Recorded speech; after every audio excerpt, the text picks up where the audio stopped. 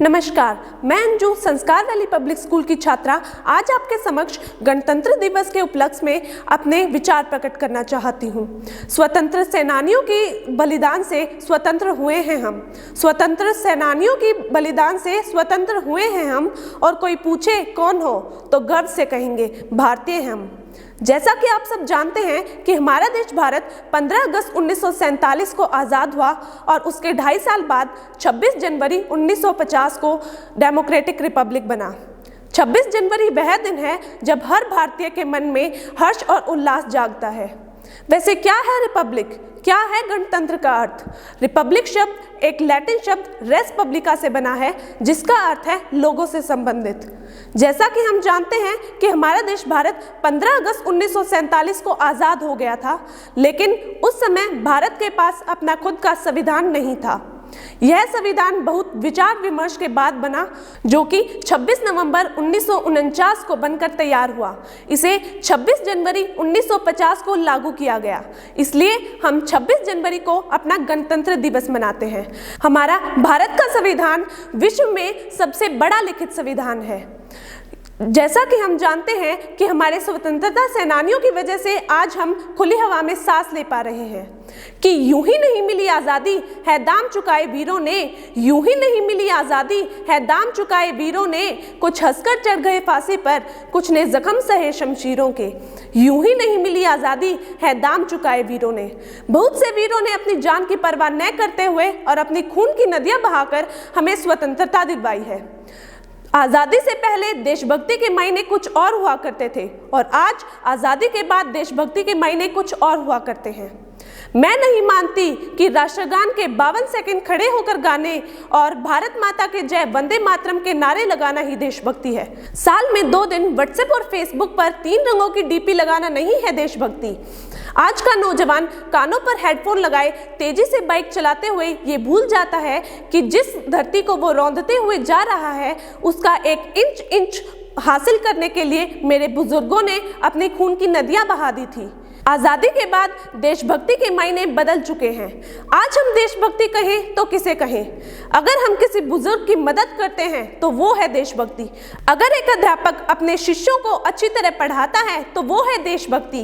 अगर हम बिना स्वार्थ के अपना काम करते हैं तो वो है देशभक्ति। हर देशद्रोही के मन में आने वाला हर तूफान है देशभक्ति। तभी तो ये देशद्रोही समझ पाएंगे कि अगर तू दरिंदा है तो ये शमशान तेरा है, अगर तू दरिंदा है तो ये शमशान तेरा है, और अगर तू परिंदा है तो ये आसमान तेरा है। अगर भाईचारे से रहना है तो रहे इस जमीन पर, अगर भाईचारे से रहना है तो रहे इस जमीन पर, वरना कब्र भी यही है और ये कब्रिस्तान तेरा है। इसलिए हमें बड़ी बड़ी बातें नहीं, छोटी छोटी कोशिशें करनी होंगी, क्योंकि अक्सर ठोकर भी पहाड़ों से नहीं पत्थरों से लगा करती है। अंत में अपनी वाणी को विराम की ओर ले जाते हुए मैं बस इतना ही कहना चाहूँगी कि ना ये सरकार मेरी है ना रोब मेरा है, ना ये सरकार मेरी है ना रोब मेरा है। मुझे बस एक छोटी सी बात का गर्व है कि मैं हिंदुस्तान की हूँ और ये हिंदुस्तान मेरा है। धन्यवाद। जय हिंद, जय भारत।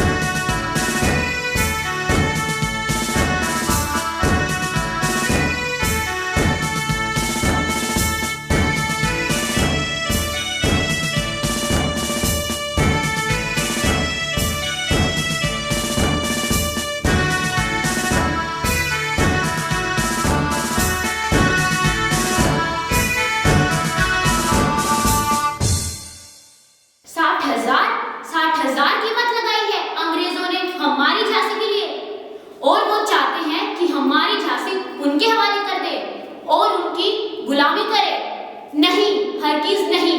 हम जानते हैं क्या सही है और क्या गलत, हक की लड़ाई या माँ का फर्ज। किसे चुने हम, क्या करें हम, क्या करें हम? हाँ दामोदर, हाँ, हम लड़ेंगे और माँ का फर्ज भी निभाएंगे। हर हर महादेव, हर हर महादेव।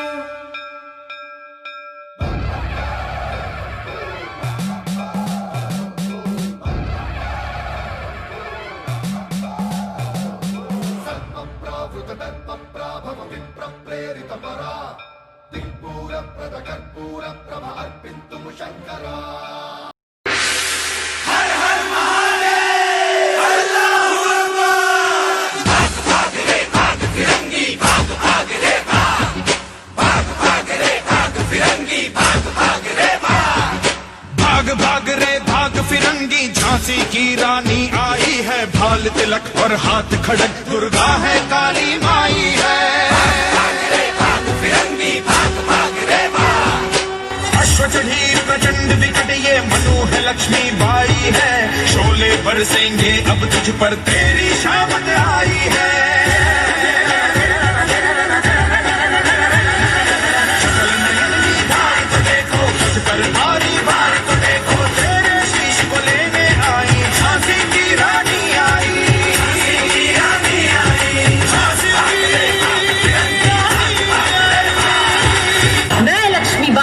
झांसी की रानी, झांसी को अंग्रेजों के हाथों में नहीं जाने दूंगी। आरंभ है प्रचंड बोल, मस्तकों के झुंड, बाज जंग की घड़ी की तुम गुहार दो।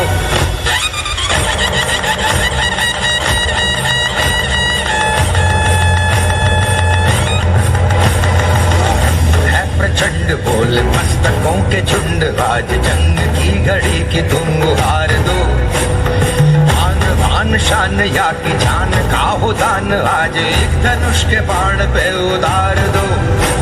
आरंभ है प्रचंड बोल, मस्तकों के झुंड, आज जंग की घड़ी की तुम गुहार दो। आन बान शान या की जान का हो दान, आज एक धनुष के बाण पे उतार